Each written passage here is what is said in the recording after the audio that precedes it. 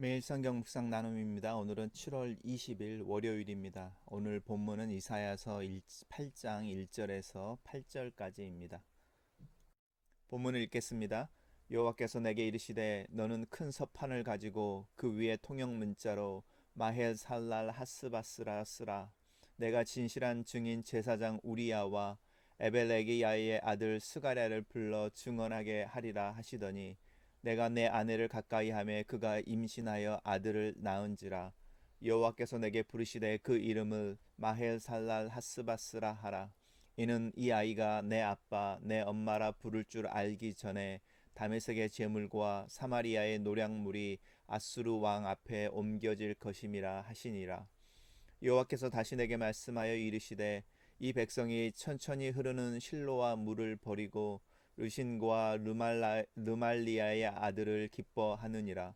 그러므로 주 내가 흉용하고 창일한 큰 하수 곧 아수르 왕과 그의 모든 위력으로 그들을 덮을 것이라. 그 모든 골짜기에 차고 모든 언덕에 넘쳐 흘러 유다에 들어와서 가득하여 목에까지 미치리라. 임마누엘이여 그가 펴는 날개가 내 땅에 가득하리라 하셨느니라. 오늘 본문은 두 단락으로 나뉘어져 있습니다. 1절에서 4절, 5절에서 8절입니다. 첫 번째 단락은 하나님께서 이사야에게 큰 서판에다가 마헬살랄 하스바스라는 단어를 쓰라라는 것인데, 서판은 점토판으로서 당시 사람들이 기록하거나 계약서를 만들 때 쓰던 종이 같은 것이죠. 그리고 특별히 그 당시 문화 속에서는 어떤 계약이 이루어질 때 그 계약이 법적인 효력을 갖기 위해서 두 명의 증인이 필요했는데, 하나님께서 진실한 증인이라고 말하면서 제사장 우리야와 에베레기야의 아들 스가랴를 불러서 증언하게 하리라라고 말씀합니다. 이 우리야와 또 스가랴라는 사람들의 이름과 또 마헬 살랄 하스바스라는 이런 이름으로 오늘 계속 이야기를 하고 있는데, 묵상이 끝나면 이 이름의 의미들도 한번 살펴보시면 도움이 될 것 같습니다. 그리고 갑자기 3절에 이사야가 무슨 이야기를 하고 있냐면 내가 내 아내를 가까이 하매 그가 임신하여 아들을 낳은지라라는 표현을 쓰고 있습니다. 우리가 주일이어서 주일날 묵상 내용을 올리지 않았는데, 우리가 오늘 본문 전에 무슨 일이 있냐면 아하스 왕에게 하나님께서 내가 너를 도와주고 너를 구원할 것인데 네가 그것을 믿지 못하니 증거를 하나 구해봐라. 그러면 내가 그 증거를 보여주겠다 말씀하시는데, 아하스 왕이 나는 하나님을 신뢰하지 않겠다, 그러니까 시험하지 않겠다라는 의미로 그렇게 말하면서 하나님 앞에서 하나님의 약속의 증거를 구하지 않습니다. 믿음을 가장한 불신앙을 이야기하는 거죠. 그럴 때 하나님이 네가 구하지 않는다면 내가 너에게 내 약속의 징조를 주마라고 말하면서 우리가 잘 알고 있는 처녀가 잉태하여 아들을 낳으리라. 그리고 그 이름을 임마누엘이라 한다라고 말하는 부분이 이 오늘 본문 바로 전 부분에 있습니다. 그 부분에서 이제 많은 사람들이 이야기를 하지만 복음서에서는 그 구절을 동정녀 마리아와 예수 그리스도의 탄생에 적용을 분명하게 시키고 있는 것이 사실이고요. 그러고 이제 그 당시에 모든 예언이라고 하는 것은 그 당시의 상황 속에서 이루어지는 것이 있는데, 처녀가 잉태하여 아들을 낳는다라고 말하는 그 표현이 동정녀가 아들을 낳을 거다 2000년 뒤에 그런 의미 전에 그 당시에 그냥 어떤 젊은 여인이 아이를 낳는 그 일상적인 삶, 그 출산의 모습이 나의 미래에 대한 나의 어떤 신실함의 약속이다, 이런 증거로 그 말씀이 진행되어지고요. 오늘 본문에서 그 약속이 실행되어지고 있습니다. 젊은 여인이 잉태하여 아들을 낳을 것이다. 그것이 내가 남유다를 보호하겠다는 내 보호의 약속의 증거이다. 이렇게 해석을 할 때 이사야를 통해서 그 부분이 성취되어지고 있는 부분이 오늘 본문이기도 합니다. 내가 내 아내를 가까이 하매 내 아내 그가 임신하여 아들을 낳으리라, 이렇게 이야기하는 거죠. 그러면서 이 아내라는 표현을 원어로는 여선지자라고 쓰고 있습니다. 그러니까 내 아내로 번역되어져 있지만 문자적인 의미로는 선지자인 거죠. 그러고 보면 이 이사야가 선지자였고 이사야의 첫 번째 아들 쉐알라숲이 또 그 이름이 남은 자가 돌아온다라는 의미로 선지자의 어떤 메시지를 전달하고 있고, 젊은 여인이 잉태하여 아들을 낳는 것이 하나님의 이사야를 통해서 주신 유다에 대한 약속의 증거일 때, 이 아내가 또한 그 선지자의 반열에 들어가고 그렇게 낳은 아들에게 마헬살랄 하스바스라는 이름이 붙여짐으로 곧 임한 징계에 대한 하나님의 경고가 들어갈 때 재미있게도 이사야의 전 가족 이사야와 이사야 아내 첫아들과 둘째 아들 모두가 하나님의 메시지를 전달하는 당시의 선지자 가족이 되는 것을 볼 수 있습니다. 그래서 마헬살랄 하스바스라는 이름이 곧 희생이 또 노약이 임한다라고 말하는데 하나님께서 그 태어난 아이가 말을 배우기 전에 그러니까 한 최소한 2살이니까 2년 안에 다메섹이라고 말하는 이제 아람이라고 하는 그리고 사마리아가 북이스라엘의 수도였으니까 북이스라엘이 아수르 왕 앞에서 이렇게 아수르 군대에 의해서 이렇게 망하게 되고 그 노략물이 아수르 왕의 궁전으로 옮겨질 거다 이렇게 예언을 하고 있습니다. 저는 이 단락을 하나님께서 아람과 북이스라엘에게 임박한 멸망을 이사야의 아들 마헬살랄 하스바스를 통해서 확증하신다라고 요약을 했습니다. 두 번째 단락을 살펴보겠습니다. 두 번째 단락은 이제 유다 백성들을 향하여 하나님이 주시는 이야기인데요.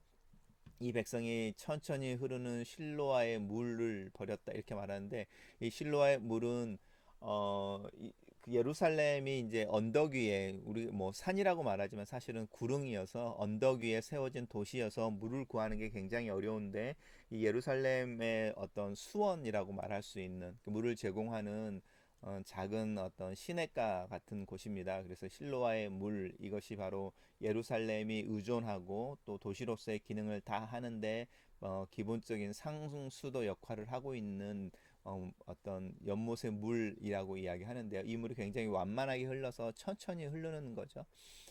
그럴 때 이제 하나님께서 이 백성의 그 물을 자신들 살게 하는 자기의 물을 버리고 다른 것이죠. 르신이라고 말하는 이 아람 왕과 그 르말리아의 아들이라고 말하는 북이스라엘의 왕을 더 기뻐하는 사람들이 있다라는 부분이죠. 그리고 이 사람들의 논리가 뭐냐면 이제 아수르를 대적해서 아수르로부터 독립을 하자라고 말하는 부분이니까 그들의 아이디어에 동의하는 사람들이 많이 있다라는 거죠. 근데 하나님께서 국제적인 정세 속에서 어떤 나라의 외교 정책에 대한 이야기를 하는 부분이 아니고 누가 우리의 미래를 또 우리의 현재를 주관하는 분인지에 대한 기억 또 그것에 대한 선택의 믿음의 문제에서 벌써 이제 잘못되어졌다 이 이야기를 하는 거죠.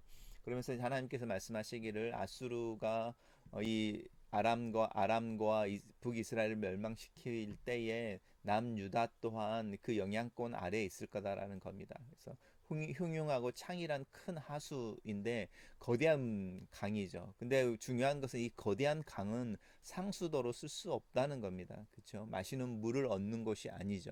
거대한 하수는 휩쓸어 버리는 거죠. 거대하게 와서 휩쓸어 버리고 쓸고 가는 것이고 이 천천히 흐르는 물은 마시는 물이고 사람을 살게 하는 물입니다. 그래서 아시리아와 이 하나님이 실로아의 물과 큰 하수라고 전혀 다른 사이즈로 비교되어지지만 정작 생명을 살게 하는 그 사람들로 하여금 살게 하는 그 물은 실로아 물이죠. 그 부분에 있어서 우리가 하나님의 은혜를 이야기할 때 한번 생각해 볼 필요가 있습니다. 그래서 이제 그럴 때에 아수르 왕의 위력으로 말미암아 유다에 들어와서 목이 가득하게까지 미친다라고 하니까 거의 뭐 헐떡헐떡 거릴 지경인데 죽지는 않죠. 왜냐하면 목에까지만 미친다고 할 때 두렵고 또 그 물에 내 몸이 온전히 쌓여 있어서 그 영향을 부정할 수 없지만 아직은 숨 쉴 수 있고 움직일 수 있고 또 원하면 물가로 나올 수 있는 영역까지 아직은 가능성이 있는 상태이고 그때 하나님이 주시는 약속이죠. 하나님이 함께 한다고 하시는 그 약속에 의한 그 보호하심이 여전히 아직은 유다에게도 있다 이렇게 말하는 부분입니다. 저는 이 단락을 이렇게 요약했습니다. 남유다 또한 아수르의 이 위협에 위태해질 것이지만 하나님의 은혜로 보호를 받을 것이다. 묵상 포인트 살펴보겠습니다. 하나님께서 진실한 증인 2명을 세우시면서까지 북이스라엘과 아람 연합군의 반아시리아 동맹이 남유다를 공격하는 일에 서지 아니하고 오히려 아시리아에 의해 멸망당할 것을 예언하신다. 인간의 도모와 계획은 하나님의 섭리 안에 있으며 나의 상황과 내 삶 또한 하나님의 손에 있다는 것을 고백한다. 하나님께서 징계와 경고의 메시지를 보내실 때에 금방 그것을 알아차리고 돌이킬 수 있는 믿음의 민감함을 위해서 기도한다.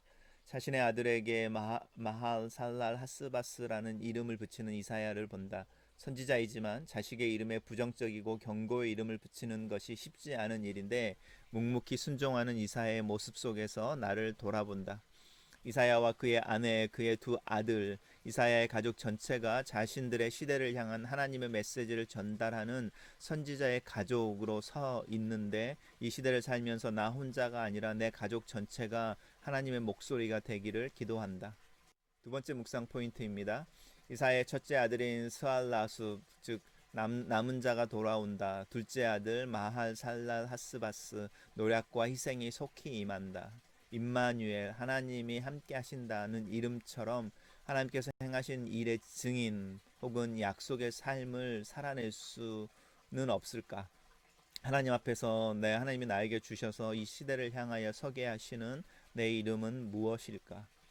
아시리아의 군대가 남하하여 팔레스타인을 지날 때에 유다 또한 그 제국의 힘 아래서 고난을 받게 될 것이다. 하지만 하나님의 약속과 신실하심에 의해 하나님의 보호가 유다와 함께 할 것이다.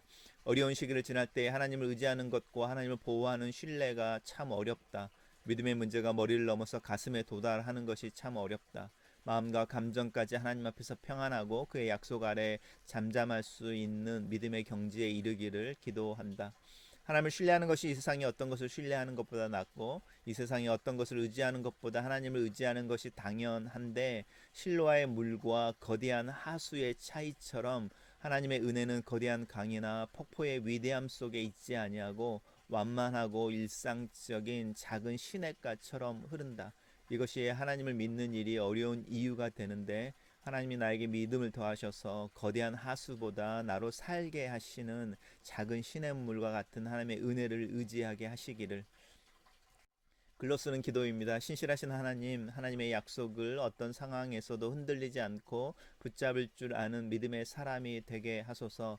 이 세상의 물이 급히 또 거대한 모습으로 내 삶에 밀려올 때도 그 물을 만드신 이가 하나님이신 것을 기억하게 하시고 하나님의 오히려 작고 세미한 음성에 귀를 기울이게 하시며 일상의 삶 속에서 잔잔히 흐르는 나로 살게 하는 실로와의 물과 같은 하나님의 은혜를 마실 줄 알고 자족하는 믿음의 사람이 되게 하소서. 하나님의 신실하심을 붙잡습니다. 경고의 메시지가 회개로의 부르심인 것을 압니다. 오늘 이 아침에 내 마음을 겸손하게 하여 하나님의 보좌 그 은혜의 하나님께 나아갑니다. 임마누엘의 날개로 임재의 약속으로 나를 품어 주시옵소서. 아멘.